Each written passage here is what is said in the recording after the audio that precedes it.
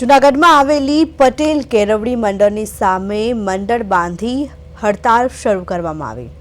ટ્રસ્ટના ગેરવર્તનને લઈને વાલીઓને અલ્ટિમેટમ આપવામાં આવ્યું।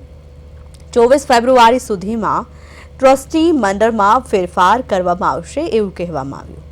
અત્યાર સુધી ટ્રસ્ટી મંડળમાં ફેરફાર ન થતાં વાલી મંડળમાં હડતાળ પર ઉતર્યા છે। વાલીઓની માંગ છે કે સમાજના આગેવાનો આગળ આવે અને ટ્રસ્ટી મંડળમાં ફેરફાર કરવામાં આવે। જે ટ્રસ્ટી દ્વારા ગેરવર્તન કરવામાં આવ્યું છે તેના દ્વારા જાહેરમાં માફી માંગવાની પણ માંગ કરી છે।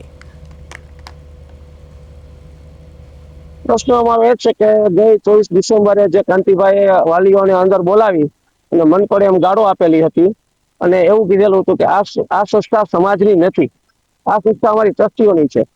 તો આ સંસ્થા દરેક સમાજના દરેક માણસની છે અને અમારા વડવાઓએ મગફળી અને ઘઉં વેચીને પણ આ સંસ્થામાં ફાળો આપેલો છે અને દરેક ગામડાની, જુનાગઢ જિલ્લાના દરેક ગામડાની, ગીર સોમનાથ જિલ્લાના દરેક ગામડાની આ સંસ્થા છે।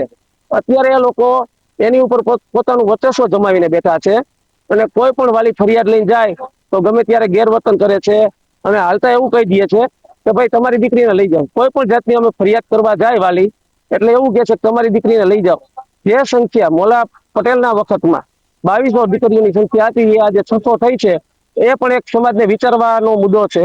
ત્યારે અમે પટેલ કેળવણી મંડળની સામેની સાઈડ બેઠા છીએ ઉપવાસ આંદોલન ઉપર કે અમને અંદર ટ્રસ્ટીઓએ ગાળો કાઢેલી, તેના માટે અમારી લડત છે। તો આજે ન્યાય ના મળે ત્યાં સુધી અમારું ઉપવાસ આંદોલન ચાલુ રહેશે।